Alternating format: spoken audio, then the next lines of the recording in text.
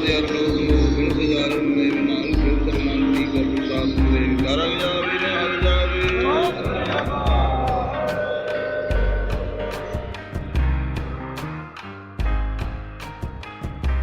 back to the Suraj podcast.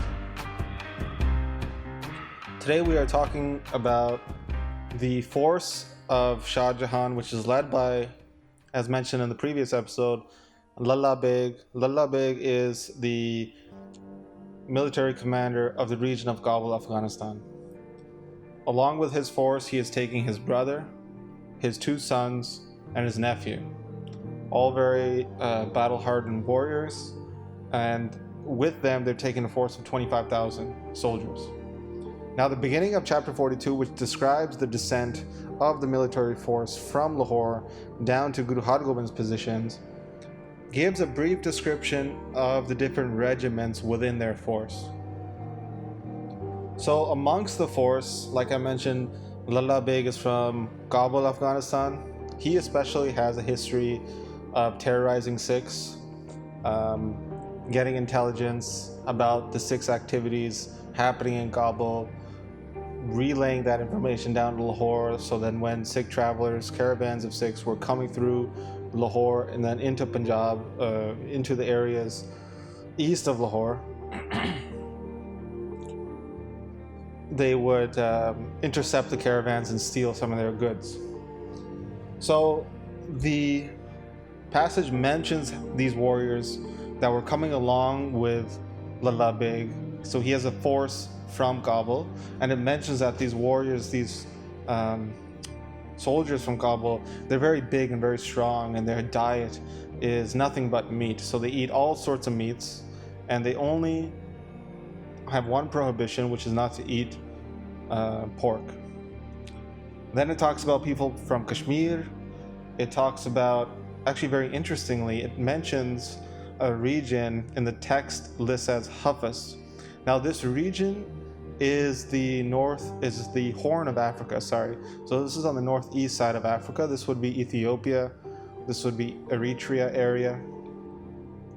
It is not unusual to see African soldiers amongst the Mughal army. And this was more prevalent, I would say, in South India, because the slave trade had more Africans coming to southern India, but this was still prevalent in Mughal India as well, with some of these soldiers actually rising to lofty positions within the army itself. So this is not an unusual reference to see that African soldiers would be fighting amongst the Mughal soldiers as well. They were a component of the Mughal army. There's a little bit of a description. One aspect of reading these pre-modern texts, these texts that come before the British Raj in India, is that you get to see the pre-colonial way of a whole wide variety of things. So even in the description of people, it's very interesting. In their descriptions of courts and their protocol and their conduct, you can really get a better insight into the kind of the mindset back then of how people thought through reading between the lines of the text. So interestingly, when it's talking about these different types of people, it mentions, the characteristics, like I mentioned, that, these people from Kabul, the author is saying that they're very big, they eat meat all day, and that in eating meat, their mind has become like animals in the sense that they don't have any compassion, and they lacked any intellect, it says. The people from Africa, it mentions their physical characteristics as having dark skin, having very big, strong bodies, but also big noses, big lips. They speak different languages that nobody can understand. It talks about people from Kashmir. It talks about other people from Afghanistan area who are speaking Pashto, who eat raw meat. So a very vivid and very interesting description of different types of people from that time. And as you can imagine, the text is a product of its time. So we have to keep that in mind when reading some of these components. So then as this force then is traveling down from Lahore, it mentions, the battle drums are being played. The warriors are screaming different battle chants.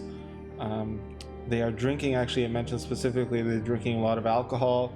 They're basically saying that, yeah, we're on our way to fight with the Guru, and we're either going to imprison him, drag him back to Lahore, or we're going to kill him on the spot.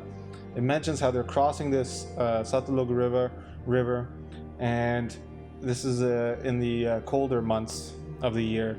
So they have traveled all day from morning, and now they're traveling through the night as well. So it mentions, these torches that they have that they're taking with them. What's interesting is that in a previous episode I mentioned how Guru Hargobind has left the village of Kangar, and he traveled south about 10 kilometers to where he has set up battle positions. That village of Kangar was Jodhrai's area. Now Jodhrai, when he left that city, I mentioned this in a previous episode of how there was a very touching moment as he's leaving the village. He has this conversation with his wife, and his wife is trying to give him some courage to say that, never, retreat from the battlefield, always have faith in Guru Hargobind, that even if the gods from heaven came down to fight Guru Hargobind, it would be no match against him. Really trying to pump up her husband. And so the backstory to that is that Jodhrai's wife comes from a family of Sikhs, and it's actually through Jodhrai's wife that Jodhrai himself became a Sikh, that he, in his heart then started to get faith and love for the Guru. So Jodhrai's wife knows that they had traveled south and anticipates that, a force is going to come from Lahore down south. Now, that would probably pass through Kangar. So what she does is something very smart. She puts a plate on the ground, a tal, and she puts her jewelry. So it mentions the jewelry that she was wearing. So it mentions this nose ring that she was wearing. It mentions pearls and earrings. So she places that on this plate, and she's just staring at this plate. This plate is placed on the ground. So as soon as she starts to see that the jewelry now is vibrating a little bit, is moving, it indicates to her that she's so smart that she realizes that the forces are probably not far north from me, that the horses, this group of 25,000 soldiers, are creating vibrations in the ground and movement. And with that indication, being so smart, she sends a messenger down to her husband, Jodhrai, and also Guru Hargobind, to say that the forces are not probably very far, probably maybe 2-3 kilometers away. So to prepare yourself. So this messenger then travels down from Kangar down to the battle positions. It describes Guru Hargobind sitting there in the congregation with Bhai Bhagtu, Bhai Bello, these two long-standing Sikhs of Guru Hargobind. The messenger comes down and in a bit of a panic mentions that, Jodhrai's wife had sent me. It looks like it's not going to be very long now that a very big force is coming to wage war. And Guru Hargobind sitting there very calmly and says, listen, we're already sitting here ready. And we're sitting here, we're just waiting for them to come that we can serve them food. And then he says, the type of food that we're going to serve, think of our shields that we have as plates. And in these plates, think about the bullets that we have in these plates as being shakarpare. Shakarpare is a type of Indian sweet. If you know, you gotta Google it if you don't. And think about the arrows that we have. Think of these as being jalebis that we're gonna serve them. Also, the chakras that we have on our head and then we're gonna throw at these people, think of them as different types of sweets made out of clarified butter. The kirpans that we have, the swords that we have, think about these as being different type of salty treats that we're going to give them. So Guru Hargobind is just imbued with this battle spirit. He's ready to go.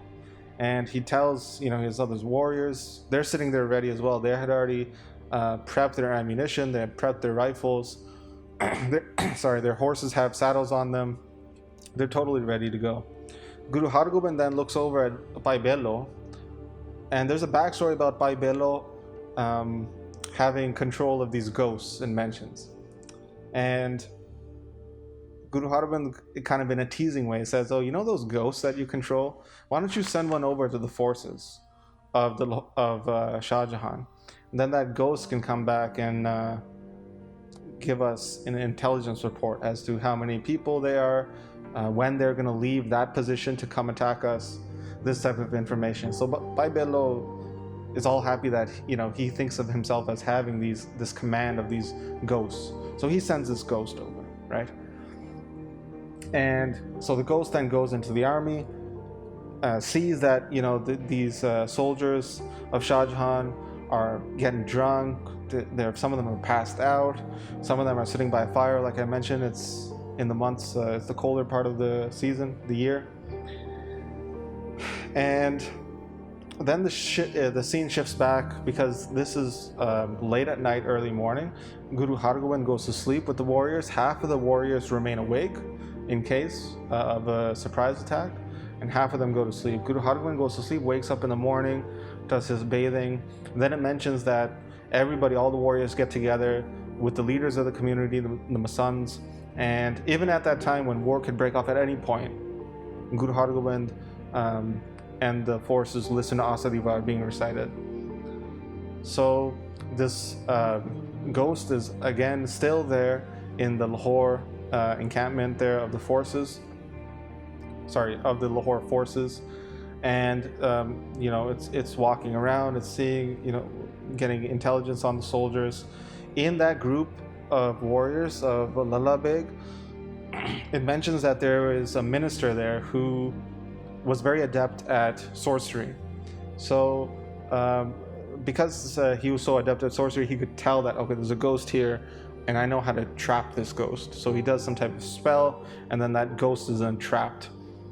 And then the scene then shifts back to Guru Hargobind, and he's looking over at Pai Bello, and Pai Bello, it mentions in the text that he has this like faith in these ghosts. He has this he's keeping his faith upon the ghost that when that army is going to leave that position, that ghost is going to come back and tell him. So Guru Hargobind is just thinking about this guy, and just laughs at him and says, listen, that ghost that you send, maybe you should call him back.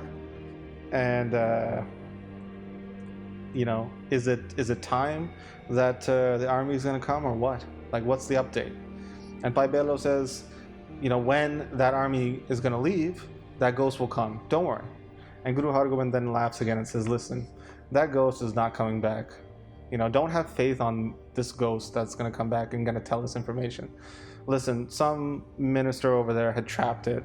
Don't worry about it. Don't put your faith in these type of things.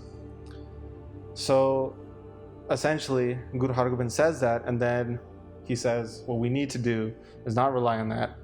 The forces are going to come, so let's prepare for battle right now.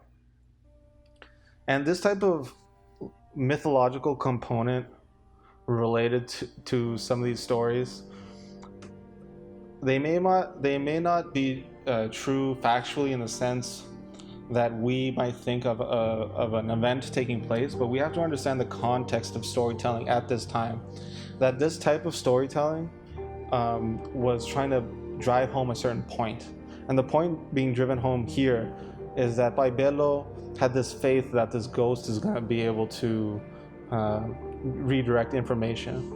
But the point of this portion here is trying to say that if you put your faith on these type of things, maybe even put any type of ego over your abilities to control certain aspects like ghosts and all these type of things, that's not going to help you. Whereas having faith and relying upon the divine, like Guru Hargobind says here, then one will be successful, not in these other pursuits. And that's where this chapter ends. And the next chapter is going to talk about as the force then is on its way down to meet Guru Hargobind's force, they send a messenger, Hasan Khan. Now the next chapter, as I'm going to jump into, is going to talk about the conversation, the dialogue between the different messengers of Guru Hargobind's forces and Lalabeg's forces. So we'll see you then. जाऊगा चढ़ के हाल से ना हारेगा तरला लाला मरेगा शर्म परेगा ते तरेगा गज गज करा जावे गुरु अर्जन साहब के मन पावे में हालो जावे सब श्री अकाल।